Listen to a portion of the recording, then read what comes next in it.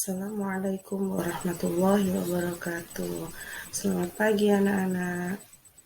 Alhamdulillah, untuk pelajaran kita atau materi kita pagi hari ini adalah tentang melaksanakan pengurusan jenazah. Kita sebagai umat Islam, kita mempunyai kewajiban terhadap jenazah.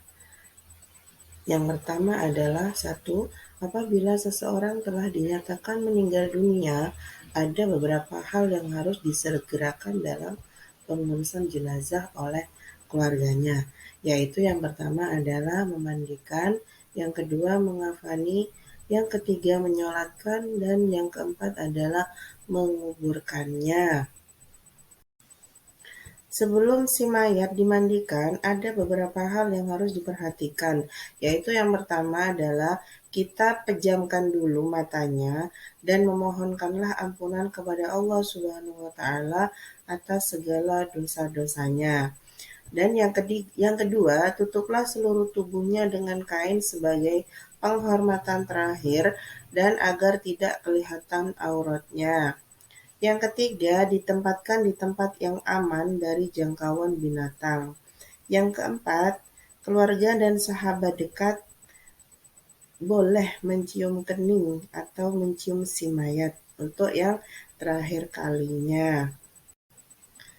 Perawatan jenazah yang pertama yaitu adalah memandikan jenazah. Syarat-syarat wajib memandikan jenazah yaitu yang pertama adalah jenazah itu orang Islam, baik itu beda suku, beda madhab, itu sama. Kita harus memandikannya selayaknya kita memandikan orang Islam seperti yang lain. Yang kedua, didapatinya tubuhnya walaupun sedikit.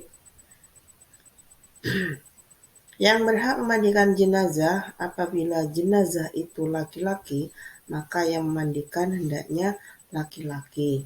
Perempuan tidak boleh, kecuali istri-istri dan mahramnya. Yang B, yaitu apabila jenazah itu perempuan, maka yang memandikan hendaknya perempuan. Laki-laki tidak boleh kecuali suaminya dan mahramnya. Jika jenazah itu seorang istri, sementara suami dan keluarganya ada semua atau mahramnya ada semua, maka yang memandikan yang berhak memandikan adalah istrinya. Begitupun jika jenazah itu adalah suami, walaupun sudah ada mahram atau keluarganya dan istrinya, tapi yang lebih berhak untuk memandikan adalah istrinya. Tata cara memandikan jenazah yang pertama adalah ditempatkan di tempat yang tertutup agar orang tidak melihat saat memandikan. Jadi yang melihat cukup keluarganya saja. Yang kedua, mayat diletakkan di tempat yang tinggi seperti dipan. Yang ketiga, dipakaikan kain basahan seperti sarung agar auratnya tidak terbuka. Yang keempat, mayat didudukkan atau disandarkan pada sesuatu, lantas disapu perutnya sambil ditekan-tekan perlahan agar semua kotoran yang ada di dalam perut itu bisa keluar. Yang kelima, setelah itu mengganti sarung tangan untuk membersihkan mulut, gigi si mayat. Yang keenam, membersihkan semua kotoran dan najis. Yang ketujuh, mewudukkan si mayat, setelah itu membasuh seluruh tubuhnya, dan yang terakhir disunnahkan membasuh 3-5 kali. Tahap selanjutnya yaitu mengafani jenazah. Mengafani jenazah untuk kain kafan itu sebaiknya atau dianjurkan menggunakan uang si mayat itu sendiri. Dan apabila tidak ada, orang yang selama ini menghidupinya itu yang berhak membelikan atau yang membelikan kain kafannya. Kain kafan untuk laki-laki adalah 3 lapis dan 5 lapis untuk mayat perempuan. Cara membungkus adalah hamparkan kain kafan helai demi helai dengan menaburkan kapur barus pada tiap lapisnya.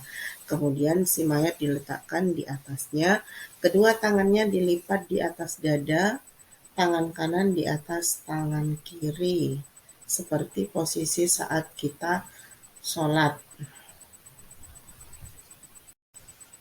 Selanjutnya yang ketiga adalah menyolati si mayat. Sabda Rasulullah Shallallahu Alaihi Wasallam, solatkanlah orang-orang yang telah mati. Hadis riwayat Ibnu Majah. Untuk bisa disolati, keadaan si mayat haruslah yang pertama itu suci, baik badan, tempat maupun kafannya. Yang kedua, sudah dimandikan dan dikafani. Yang ketiga, jenazah sudah berada di depan orang yang menyolatkan atau di sebelah kiblat. Tata cara pelaksanaan sholat jenazah yang pertama adalah jenazah diletakkan di depan jenazah. Jenazah diletakkan di depan imam. Yang kedua, imam berdiri paling depan diikuti oleh makmum. Yang ketiga, semua jamaah berdiri dengan niat melakukan sholat jenazah. Niatnya adalah usolli ala hadzal mayyiti arba'a takbiratin fardul makmuman lillahi ta'ala. Yang keempat, kemudian takbiratul ihram yang pertama, Allahumma sholli ala Muhammad wa ala ali Muhammad. Yang kelima, takbir yang kedua, Allahumma salli ala Muhammad wa ala ali Muhammad. Yang keenam, takbir yang ketiga, Allahumma ighfir lahu warhamhu wa'afihi wa'fu anhu. Yang ketujuh, takbir yang keempat, Allahumma la tahrimna ajrahu wa la taftinna ba'dahu waghfir lana wa lahu. Yang kedelapan adalah membaca salam. Yang keempat adalah mengubur jenazah. Yang pertama, Rasulullah SAW menganjurkan agar jenazah untuk segera dikuburkan. Yang kedua, sebaiknya menguburkan jenazah pada siang hari, kecuali itu darurat atau mati dalam keadaan syahid atau kecelakaan, itu bisa disegerakan meskipun di malam hari. Yang ketiga, anjuran untuk melebarkan lubang kubur. Yang keempat, boleh mengubur 2-3 jenazah dalam satu liang kubur. Yang kelima, bacaan meletakkan mayat dalam kubur Bismillahi wala millati wa rasulillah. Yang keenam, sebelum dikubur, ahli waris atau keluarga hendaklah bersedia menjadi penjamin atau menyelesaikan atas hutang-hutang si mayat jika ada.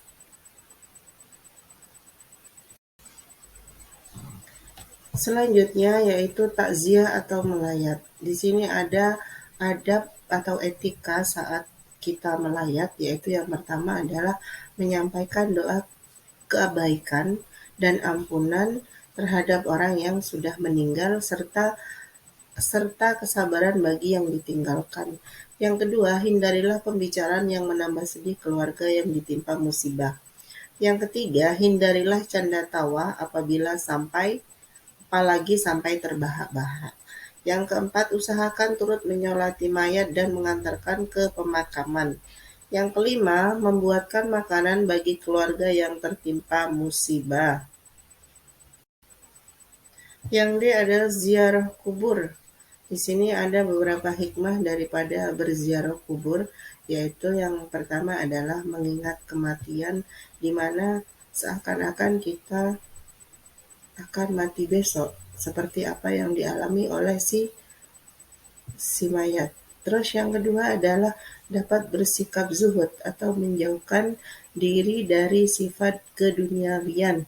Yang ketiga, selalu ingin berbuat baik sebagai bekal kelak kita di akhirat. Yang keempat, mendoakan si mayat agar Allah Subhanahu wa taala mengampuni segala dosanya, menerima amal baiknya dan mendapat ridhonya.